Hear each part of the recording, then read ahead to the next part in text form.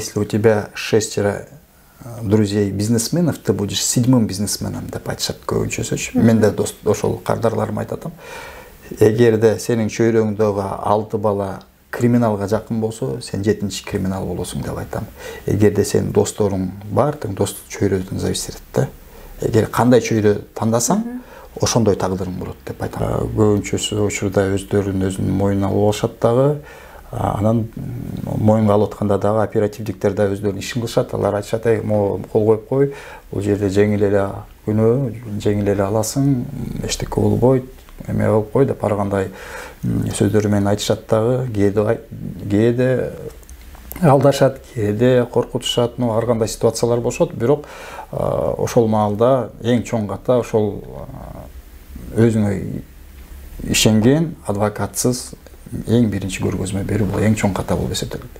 Соттолуп кеткен жердештерибизди актай албай калган учурдагы абалыңыз?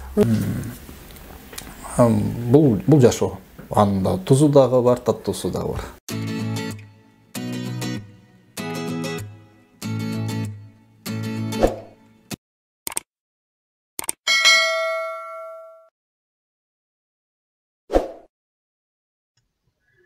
Мирбек Токтошев, юрист, үй бүлөлүү, бир уул, бир кыздын атасы.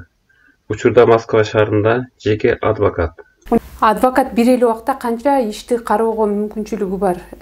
Сурайын дегеним, кээ бир учурда көп иштерди алып алып, анан акталып кетчү киши дагы сот ишине өтүп кеткен учурлар болуп калбайбы? Анткени арыздануучунун иши менен толук таанышууга мүмкүнчүлүгү болбой калып дегендей.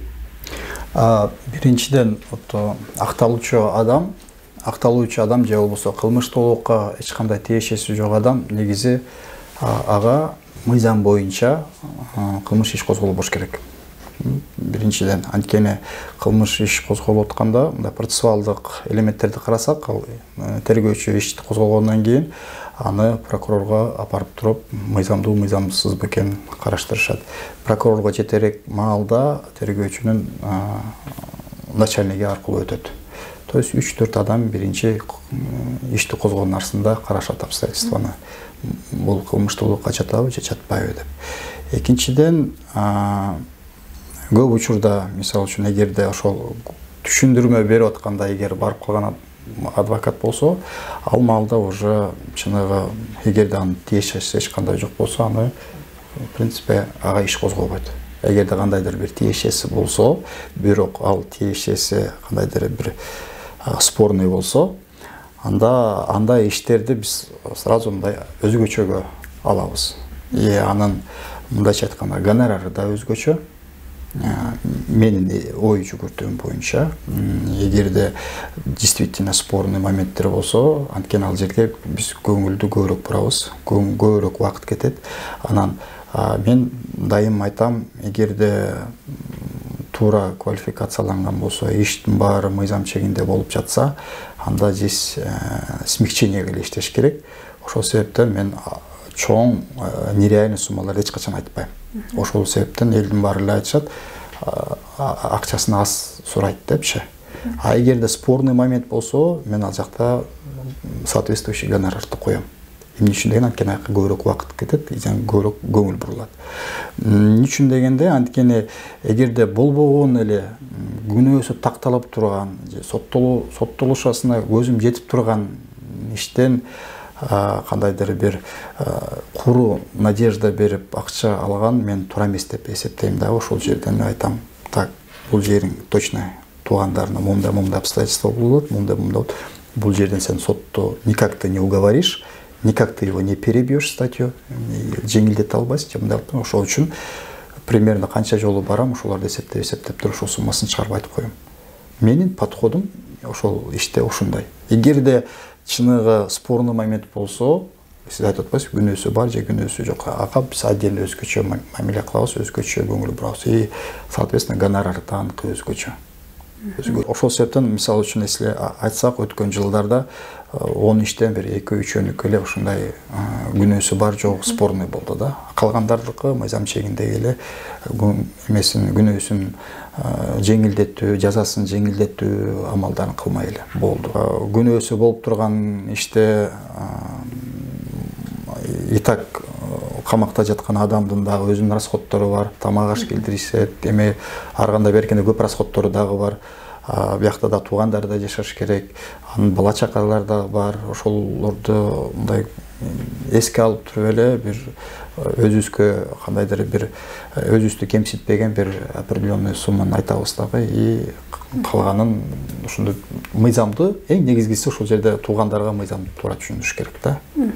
Вот ошондой эсептин негизинде анан сиз айтып аткандай канча иш болот, анан көп алып ошондой кандайдыр бир иштин көпчүлүгүнөн көңүл бурулбай калып, негизинде акталуучу адамдар суроо алып калбайбы деген, то есть жаза алып калбайбы деген суроого менин подходум ошондой. Биринчисинде эле өзүбүз ээлеп алабыз.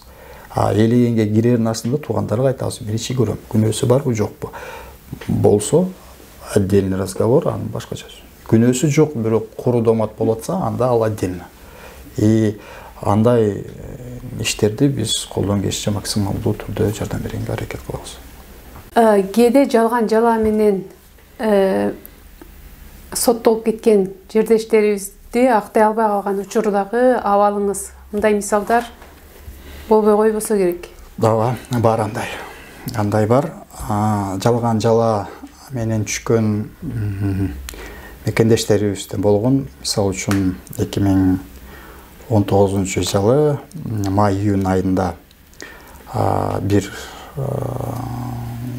кандай десем,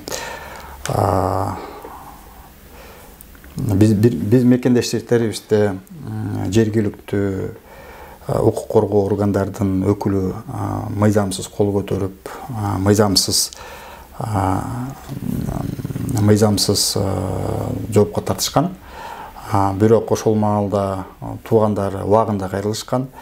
Ошол маалда убагында биз деген биздин мекендештердин күнөөсү жок деген видео далилдерди алганбыз. Ошону тергөө комитетине көргөзгөнбүз. Убагында сотко бергенбиз. Бирок тилекке каршы алар 1 жыл 2 ай алган, бирок мындай практика боюнча 2,5-3 жыл алып турган берене болчу. Бирок сот ал видеолорду көрүп, аларды күнөө катары колдонуп 1 жыл 2 ай берген. Алар где-то 8 айдай абакта отуруп чыгып кетишкен. Бул бир четинен бул биринчи иш, экинчи иш бул жалган жала менен мекендештерди эме кылып, разбой менен түшкөн бала болчу. Анда дагы тергөө маалында мен ойлойм, что мен жакта чындык болгон. Бирок Россияда кандайдыр десем, өзүнүн системасы бар да. Системасы бар. Райондук сот, эгерде райондук сот эч качан оправдательный бербейт. Бул ушундай система болуп калган. Эгерде оправдательный кылам десеңиз, жогорку сотко кайрылыш керек. Бул апелляцияга кайрылыш керек, же кассацияга кайрылыш керек. Эч качан мен бир дагы жолу көрүп, редко, когда вот райондук сот оправдательный чыгарган. Эмне үчүн дегенде, анткени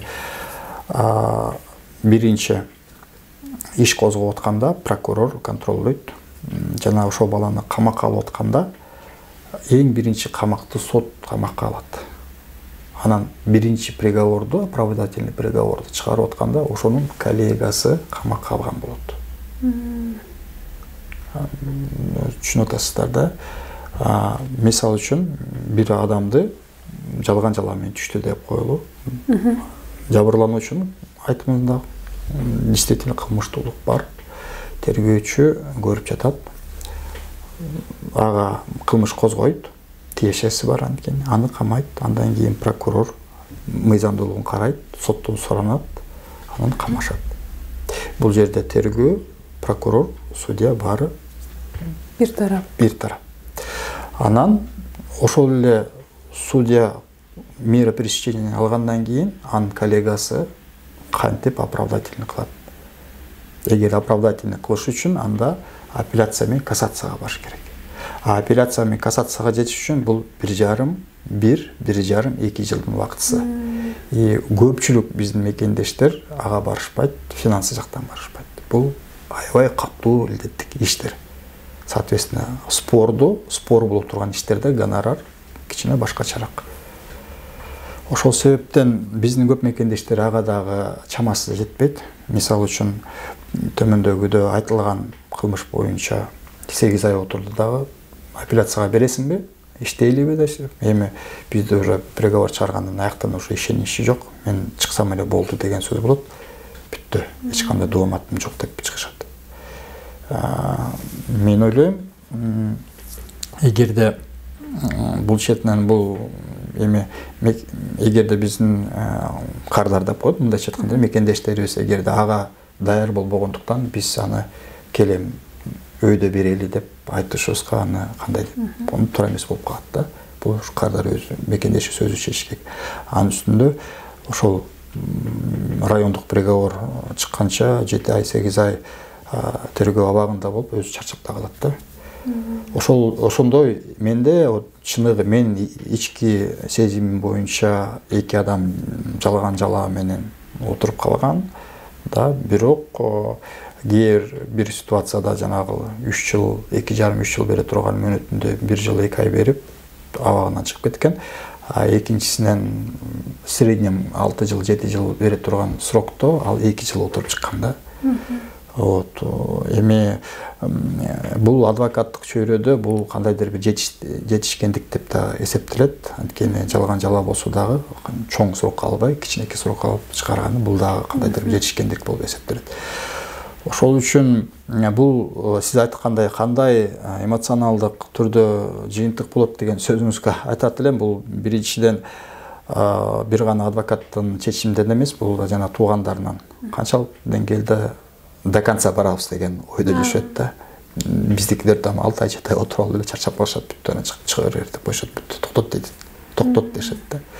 Негизи ошо жылдар бою өтүп аткан мындай кылмыштуулук практикадан карап көрсөм, бир жылда бирөө экөө болушат. Бирок ошондой болгон күндө дагы көпчүлүк соттор ошол ошибкаларын кайра кандайдыр бир жаап жашырганга, же кандай бир жеңилдетип чыгарганга, кандайдыр бир ситуациядан чыгарганга бир кадамдарга барышат да.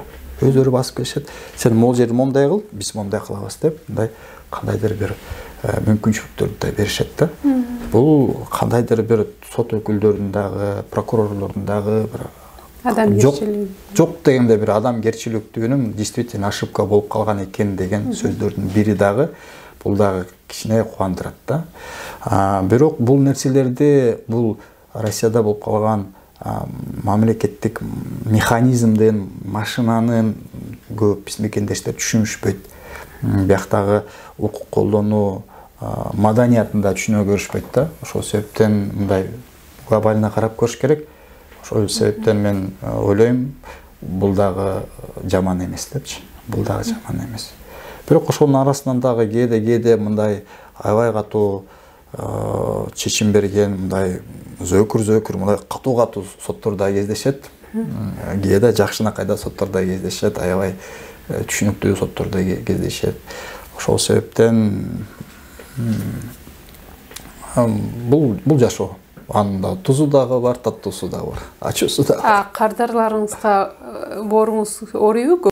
Оороган ситуациялар дагы болот. Бирок ар бир кардар ошол ситуацияга келгенге кандайдыр бир өзүнүн күнөөсү бар. Өзүнүн күнөөсү бар. Коучтар айтат, если у тебя 6 друзей бизнесменов, ты будешь 7-м бизнесменом деп айтышат көбүнчөсү. Мен да ошол кардарларыма айтатам. Эгерде сенин чөйрөңдөгү 6 бала криминалга жакын болсо, сен 7-чи криминал болосуң деп айтам. Эгерде сенин досторуң бар, достук чөйрөдөн зависит этет да. Эгер кандай чөйрө тандасаң, ошондой тагдырың болот деп айтам. Кылмыштуулукта дагы биздин мекендештердин тагдырында дагы ошондой. Эмес, мисалы үчүн кылмыштуулук ар кандай кылмыштар бар, атайын жасаган кылмыштуулуктар. Айтып атам да азыр. Кээде кокустан түшүп калат. Мисалы үчүн бул жол эрежесин жаңылыштан, кокустуктан, бул жол эрежесин колдонбогон. Бул тагдыр. Бул тагдыр. Бизди Кыргызстан менен Россиянын ортосунда колдонуу көчөлүктөрү кандай? Жана биздин мекендештердин буга болгон мамилеси кандай? Аябай жакшы суроо. Анткени адам баласы Кыргызстандан бияка келгенде Кыргызстанда кандай адаттарды үйрөнсө, ошол адаттар менен кайсы жакка барса ошол адаттар менен жүрөт да. Ал адат кайсы коомдо жүрсө, ошол коомдо болгон эрежеге жараша адат пайда болот да. Ошол эле замат мага кайрылган 10 кишинин 9-у акча менен бүтүрбөйлү деген суроо берет да. Мен аларга баарына тамаша иретинде айтам. 15 миллион, 20 миллион болсо, кел аракет кылабыз деп. Тамаша иретинде, анткени мен билем, что эгерде ошончолук мындай наличка акчасы болсо, анда ал адамдар Россияда жүрбөйт болчу да, бул биринчиден. Экинчиден, Россияда пара берүү бул коррупция менен аябай катуу күрөшүшөт. 2 жыл мурун бердиңерби, 5 жыл мурун бердиңерби, анын срок давностун жокко этете, кайра келип чакырып, кайра иштерин козгоп жүрүшү аябай чоң да, вероятность аябай чоң. Ошону менен ошол эки өзгөчөлүктү айтарыны биздин мекендештердин ошол укук колдонууга болгон көз караштын калыптанышы. Көп байкайм, анткени мен менен чогуу окуган менин курсташтарым Кыргызстанда да иштешет.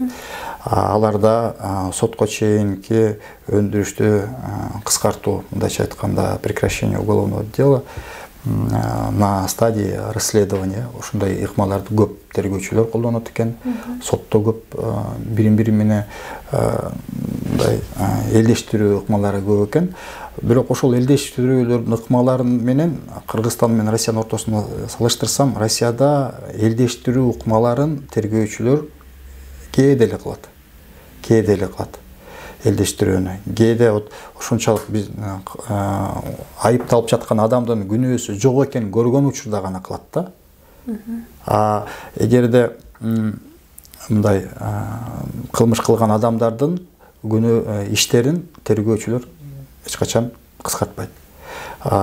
Прокуратура ага да жол бербейт, баарын тең сотко жөнөтүшөт. Бул көп учурда сот маалында бүтөт. Эмне үчүн буга аябай чоң көңүл бурулат? Анткени ар бир жазанын, любой жазанын, то ли это административдик жаза, то ли это кылмыш жаза, анын 3 функционалдуу элементи бар. Бул биринчи функционалдуу элементи, бул ошо кылмыш кылынган же болбосо жабыр кылынган адамдын укугун колдоо, мындайча айтканда, восстановление прав потерпевшего. Ошол биринчи жабыр кылынган адамдын укугун коргоо. Экинчи, кылмыш кылган адамды тарбиялоо. Жана үчүнчү, ошол кылмышкер менен жабыр кылынган адамдын окуясын көргөн, билген коомчулукка бул сабак болуу, сабак катары колдонуу. Бул 3 элементи бар.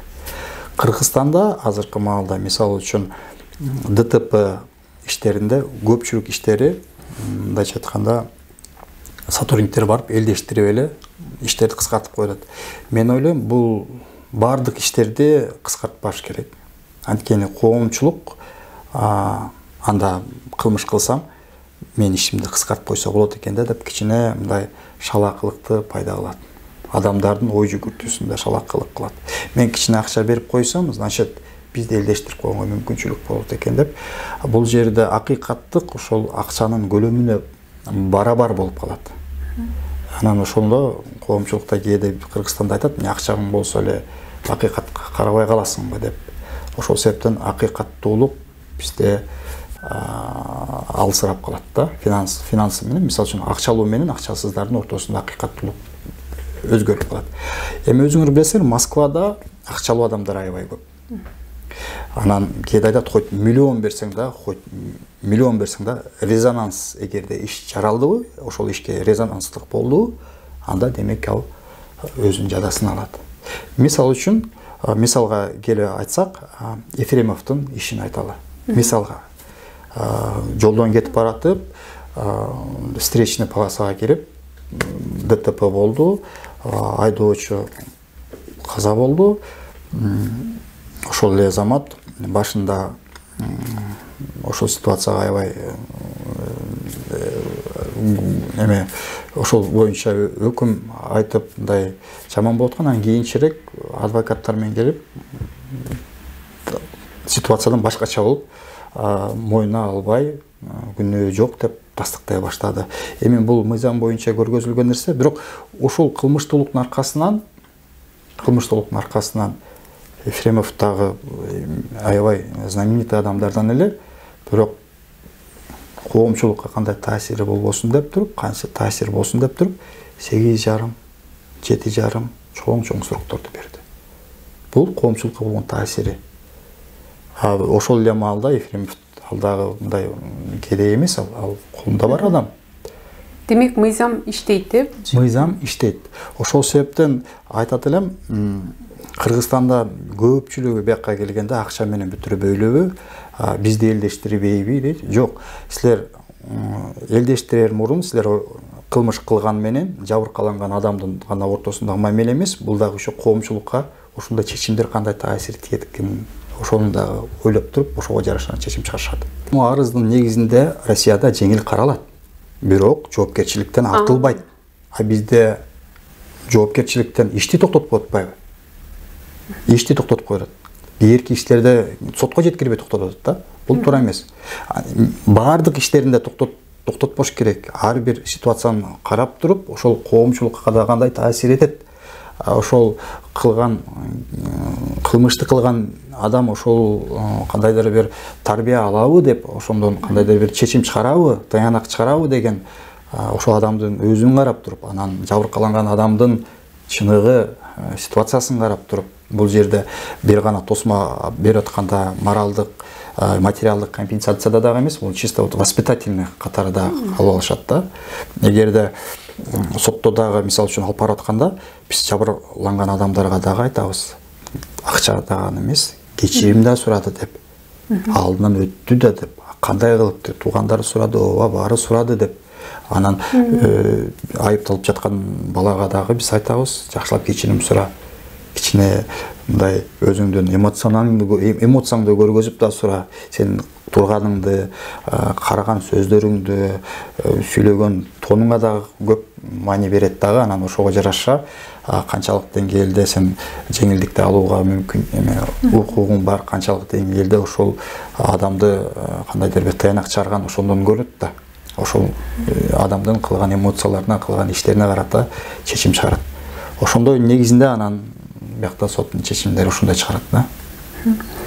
Бүгүнкү күндө абакта жаткан бүгүн биздин жердештерибизге Кыргызстан кандай жардам бере алат? Аябай жакшы суроо.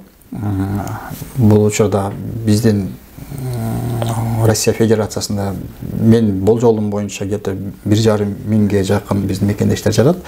Көпчүлүгү бул жерде оор кылмыштарды кылган мекендештер. Эми Кыргызстан кандай жардам бере алат деген суроого айтат элем. Жаза кодексинде, жаза аткаруу кодексинде негизи эгерде адамдын кылмыш кылган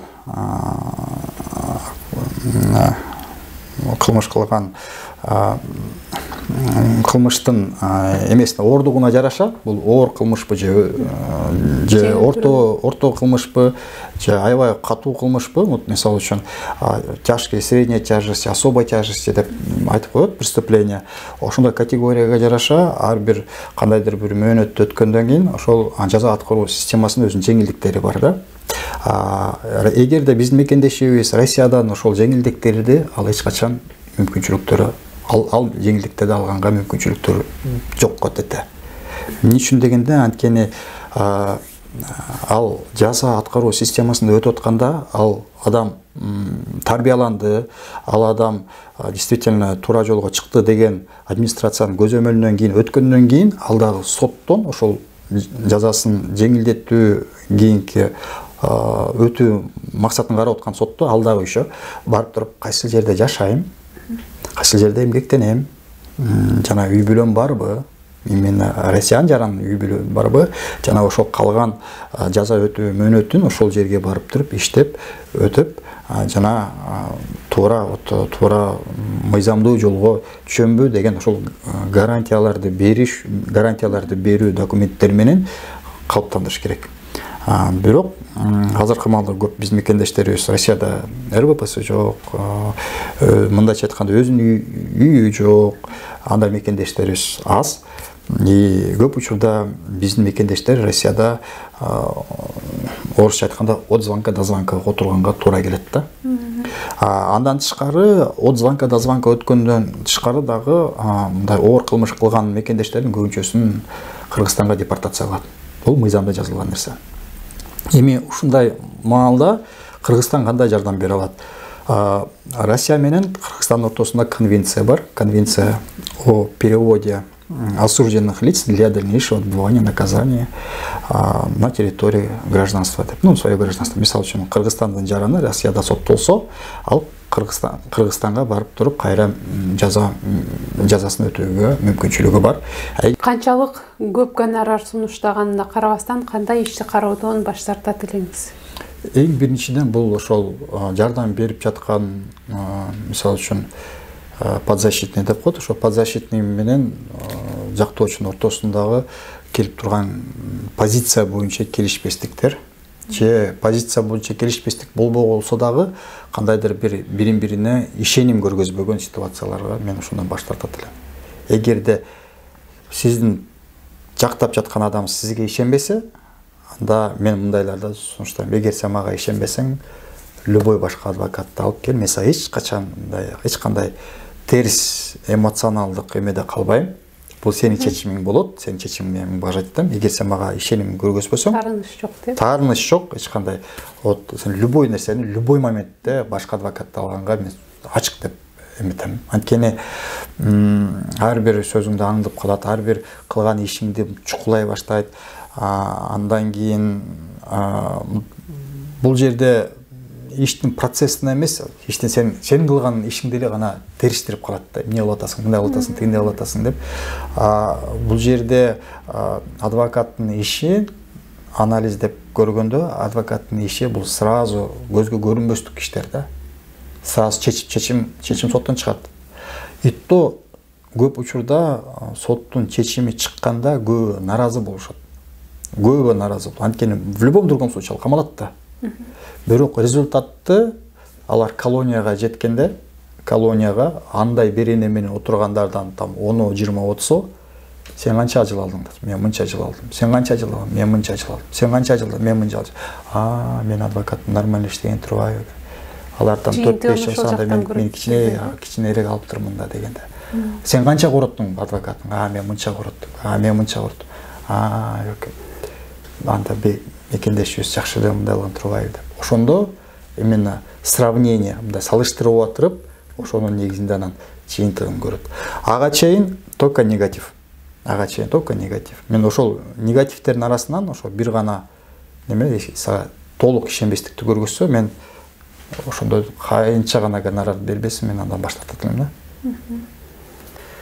Рахмат сизге, Мирбек мырза. Сиздин кеңешиңиз биздин миграцияда жүргөн мекендештерибиз үчүн абдан пайдалуу болот деп ишенем. Сиздерге да чоң рахмат. Соңуна чыгып калды окшойт.